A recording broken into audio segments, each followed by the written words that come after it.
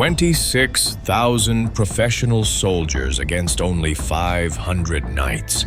The mathematics offers no mercy, more than 50 to 1. In any ordinary telling, this is not a battle. It is an erasure. A sick kingdom cornered by history.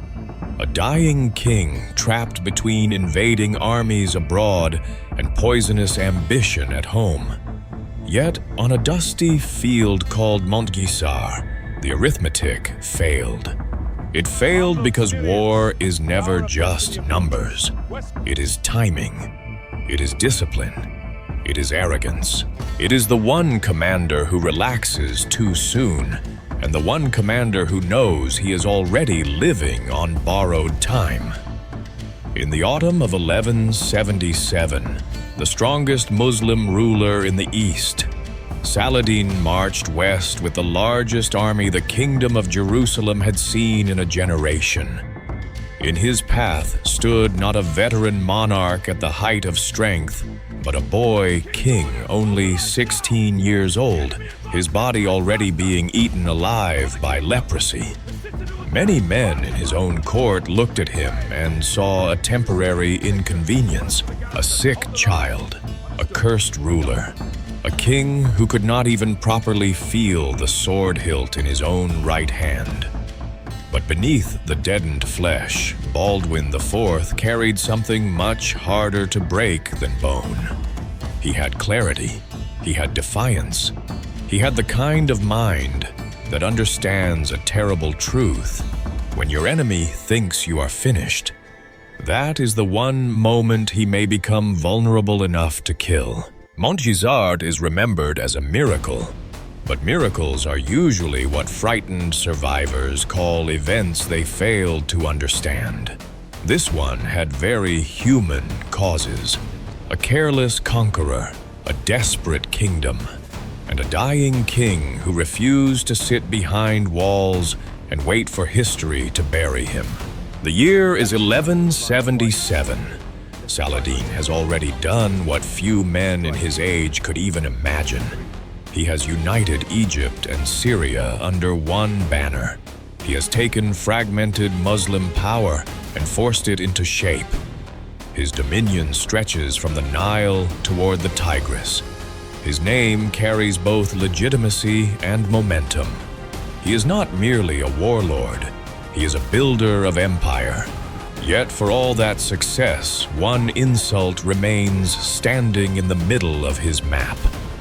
The Kingdom of Jerusalem. For Saladin, it is more than a political inconvenience.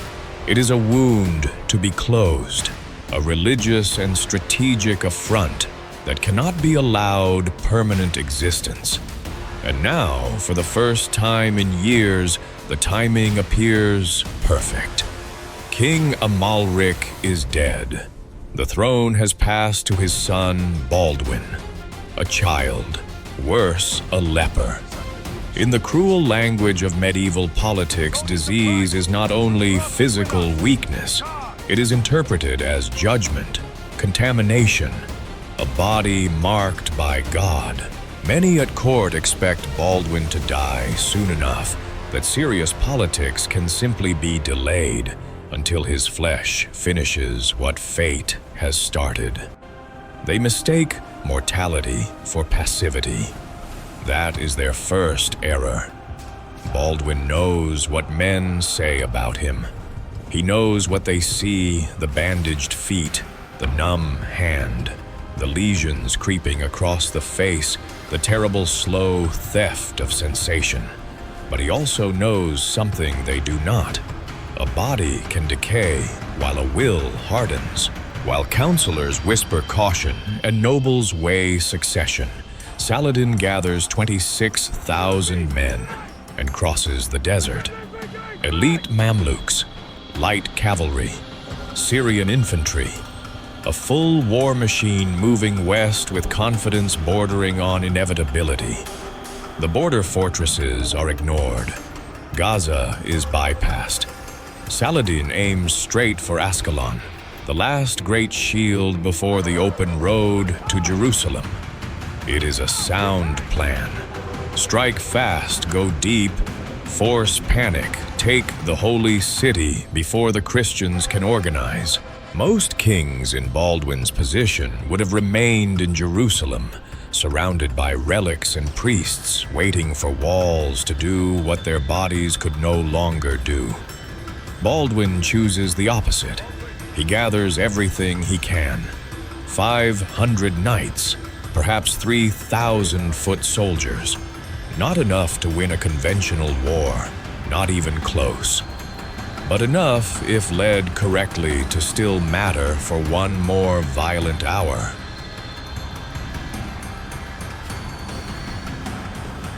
He rides south and manages to reach Ascalon before Saladin fully closes the trap.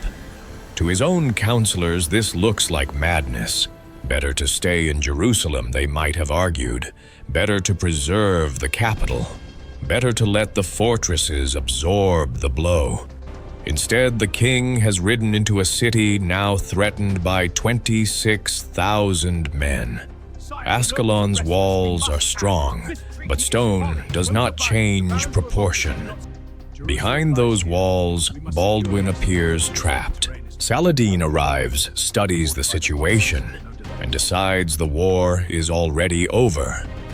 This is the first decisive mental movement of the campaign.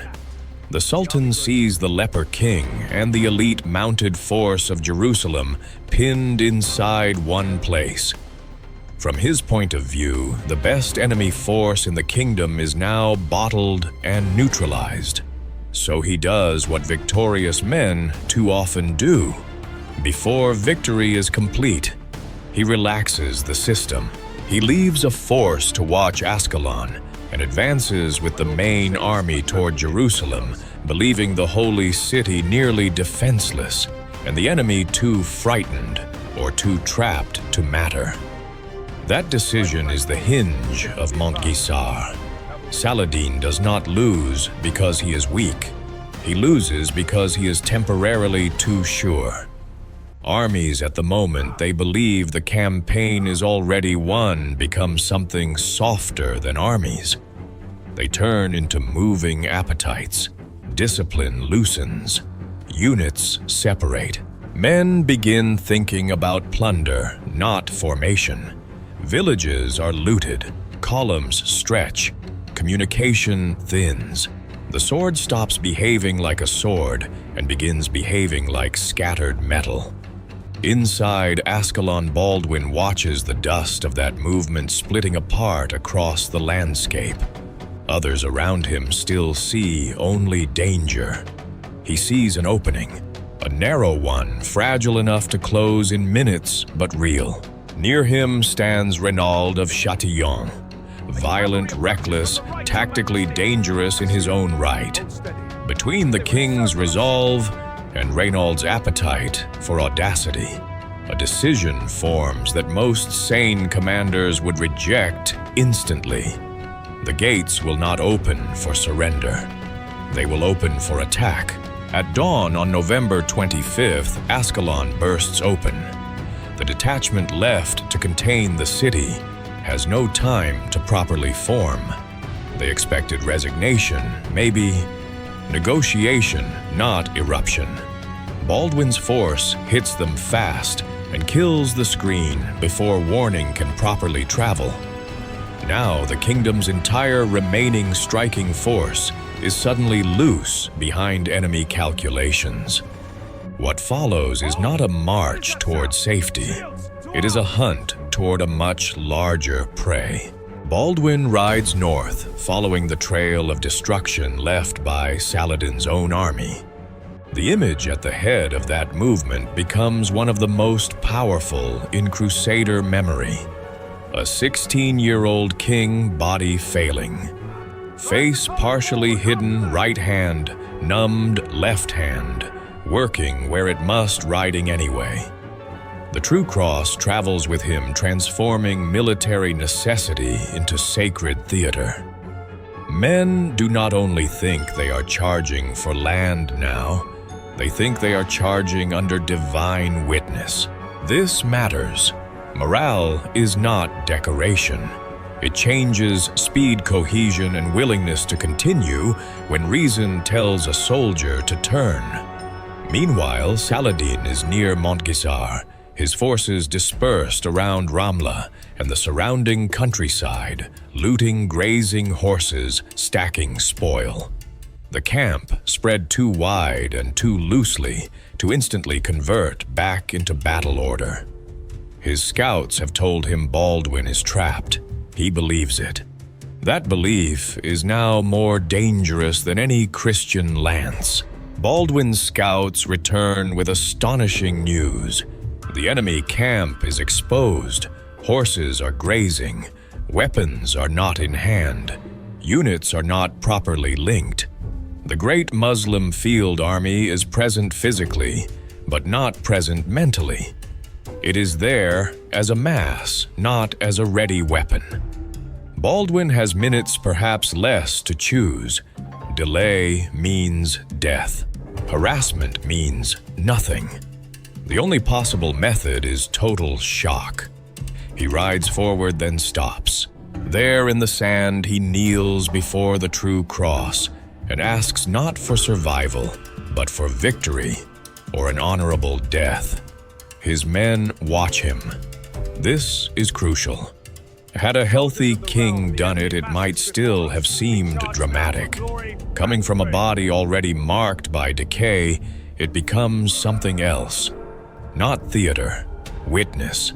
If their king, already carrying death in his flesh, can still kneel and still rise and still order the charge, then hesitation becomes shame. The 500 knights lower their lances and begin to move. First slowly, then faster, then at full charge beneath the lowering sun. Saladin's camp hears the thunder before it fully understands the shape of what is coming. Men turn. They do not see a large army. They see a small spear of steel riding with impossible confidence straight at the center. This is the genius of Baldwin's decision. He does not strike a flank. He does not look for a cautious entry point. He aims directly at the heart, at Saladin's own position, because only total panic can compensate for total inferiority. If he skims the edges, the enemy regroups. If he punches the center, the whole army may convince itself that something supernatural is happening. The Mamluk guard tries to form a wall. They are too late. The knights hit like a dropped hammer. Not many men, just enough. Heavy cavalry against troops caught between grazing, looting, loading, shouting, and searching for order. The line shatters. The infantry does not hold because it has no stable frame to hold within. Horses trample, servants, soldiers baggage, and men reaching for weapons they should never have put down. This is where the myth of Montgisard is born. Not because 500 men literally kill 26,000 in direct combat. They do not. They do something more efficient. They trigger the collapse of 26,000 men as a functioning body. Panic spreads faster than command. Men see their own center torn open. They hear contradictory orders. They see riders with the true cross driving deeper than reason permits. Then they see something worse than enemy courage. They see Saladin himself in danger. Once a commander's personal safety becomes visibly uncertain, morale does not merely weaken, it liquefies. Saladin's guards die buying seconds. The Sultan understands capture would be worse than death. He mounts the fastest camel available and flees. That sight breaks the army. If the conqueror runs, then survival replaces victory in every man's mind. The mass becomes a rout. The knights now do what cavalry does best once fear has finished the hardest work. They pursue, separate, and kill.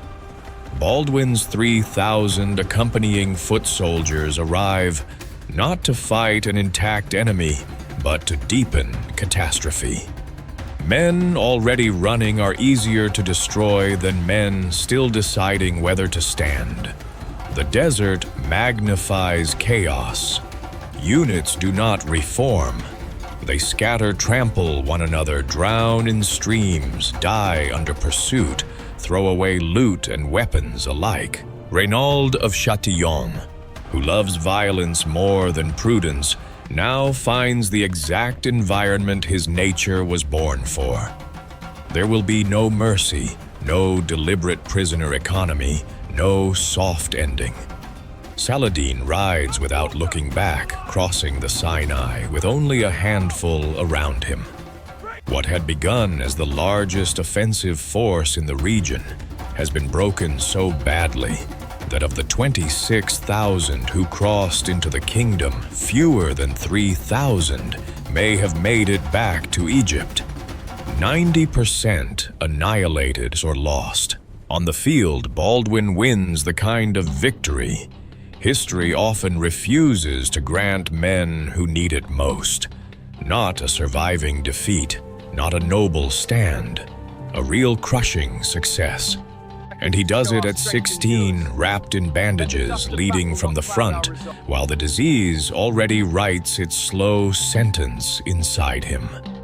News of Montgisard explodes across the Near East. Chroniclers resist it at first because the scale seems indecent to probability. Such armies do not simply vanish. Such kings do not simply appear from a trapped city and break superior numbers with one charge. Yet evidence has its own cruelty. Saladin limps back to Cairo with ruin in his wake, sick, humiliated, thinned down to a survivor of his own overconfidence. Baldwin returns to Jerusalem not as a placeholder king, but as a legend. The people do not see disease when he enters the city. They see deliverance. They see a boy who has done the work of an army. But Baldwin himself understands the truth better than the cheering crowd.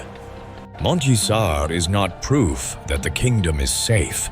It is proof that one perfect moment was seized before it disappeared. He has won time, not peace, time. And Baldwin knows exactly what time means to a leper. He feels it in every numb finger, every deadened nerve, every bandage wrapped tighter than the last. So while the court celebrates, he moves. Fortifications are strengthened. Alliances are managed. Garrisons are watched. He rules like a man who knows his body has become an hourglass. Saladin, meanwhile, is changing. That is the deeper consequence of Montgisard. Defeat educates the capable. Saladin does not merely rebuild his army. He rebuilds his own method. The arrogance that helped ruin him is burned away. For 2 years, the front seems quieter, but it is not peace. It is a recalculation. Baldwin senses it. The court does not. Nobles begin their usual games again. Succession whispers return. Men look not at the enemy first, but at the throne that disease will soon leave empty. Baldwin sees this too, and perhaps because he sees it, he chooses a boldness that is almost a taunt. He orders the construction of a fortress at Jacob's Ford on the Jordan, a castle called Chastelet. This is not mere defense. It is provocation carved in stone. The position threatens communications between Damascus and Egypt. It says to Saladin, "I am still here and I am willing to reach forward, not merely hide." Saladin understands the insult at once. He does not rush mindlessly this time. He tries diplomacy first. Money is offered. 60,000 gold dinars to stop construction. Baldwin refuses. Then 100,000. Refused again. The king is no longer fighting just for breath. He is fighting to maintain initiative. For Saladin, this makes the matter personal in a different way. He can no longer ignore Jacob's Ford without appearing passive before the very king who humiliated him at Montgisard. So in 1179, he marches on Chastelet, not as the careless victor of 1177, but as a colder and more exact strategist. Baldwin rides out to confront him, perhaps believing some part of Montgisard can be repeated. But Saladin has learned the first lesson of serious defeat: never offer the same opportunity twice. He feigns weakness. He shapes the field. At Marj Ayoun, the Christian response is overeager. Knights, especially the Templars, charge into what looks like exposed advantage and find themselves inside a trap. Saladin's forces close from multiple directions. Baldwin's cavalry is broken. His horse is killed. He barely escapes capture. It is not simply a battlefield reversal. It is proof that the duel has changed. The child king who once taught the Sultan pain has now been taught in return. After Marj Ayoun, the story darkens further because the defeat does not end on the field. It turns immediately into siege. Chastelet is isolated. No relief is coming. The Templars inside know the Christian army has failed to save them. Saladin arrives not for negotiation, but for removal. The castle is not merely an obstacle now. It is an insult to be erased. He pounds the walls with catapults day and night. The defenders fight ferociously, repairing breaches under arrow fire, throwing Greek fire living inside dust and impact. 5 days. That is all the fortress gets. Then Saladin orders mining beneath the main tower. Timber, sulfur, tar, flame. The supports burn. The ground collapses. The tower falls inward. Once the breach opens, the assault becomes slaughter. The defenders fight in rooms, on stairways, in smoke and broken stone. But numbers matter again once a fortress loses its geometry. 700 defenders are executed. Hundreds more are chained and sent to slave markets in Damascus. The castle itself is dismantled until it ceases to exist. Saladin is not just destroying a military point. He is reversing Baldwin's insult in full view of everyone who had watched Montgisard and believed the Christian king could keep shaping the war at will. Baldwin receives the news, and it cuts deeper than the old battlefield wound. He had not only failed tactically, he had condemned men he placed there to destruction he could not stop. The disease now advances with terrible speed. Vision clouds, hands deform, the face collapses. His body becomes a prison with royal insignia. Yet even now, while leprosy narrows his world physically, the political world around him becomes even more dangerous. Court factions sharpen. Guy of Lusignan rises through Sibylla, Baldwin's sister. Baldwin despises him. He sees in Guy the kind of smooth, handsome emptiness that collapses under real pressure. Sibylla either cannot or will not see it. The court fills with poison because illness creates succession, and succession creates opportunists. All the while, Saladin adjusts to a longer game. He begins a war of attrition raids, burnings, seizures. Farms go up in smoke, peasants flee, crops vanish before harvest, trade withers. The kingdom begins to suffocate economically. Saladin no longer needs to rush. Baldwin no longer has the body to constantly force open-field miracles.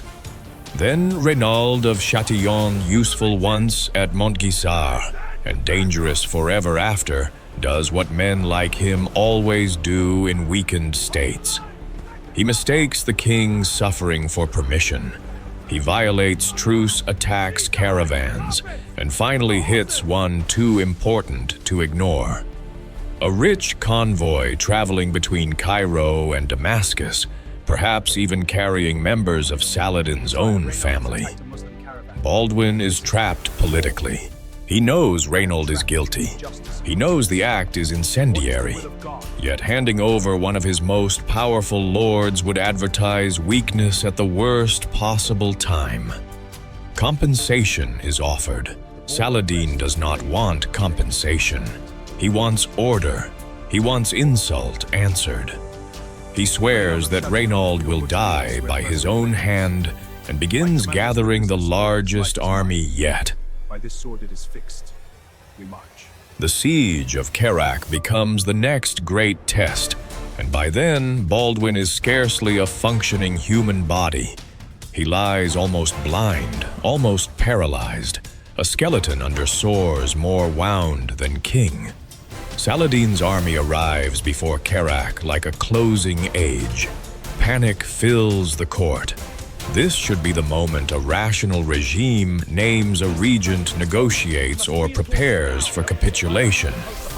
Baldwin instead does the one thing that still separates him from the men around him. He refuses to die in bed while his kingdom is still making demands on him. If I cannot ride, then carry me.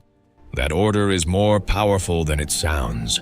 It turns a failing body into a banner. A litter is prepared, reinforced, borne by loyal guards. The city sees not merely a king going to war, but a man already half inside the grave, insisting on one final campaign. Inspiration returns where morale had been bleeding out. Men who had begun forgetting what Baldwin was now remember. This matters to Saladin too. When his scouts report that the leper king is approaching not on horseback, but in his bed, the image disturbs even him. How do you fight a man who is already living like a martyr? How do you profit from crushing someone? The world has already half canonized by suffering. Saladin is too smart to miss the danger. Fighting Baldwin at Kerak now would not be like Montgisard, but if he wins, he has merely killed a dying symbol. If he loses, the humiliation becomes unbearable. So he lifts the siege. Baldwin reaches the heights above Kerak and sees the unthinkable Saladin withdrawing. He has won without battle. His mere approach has altered the enemy's calculation. This is perhaps the purest expression of Baldwin's power.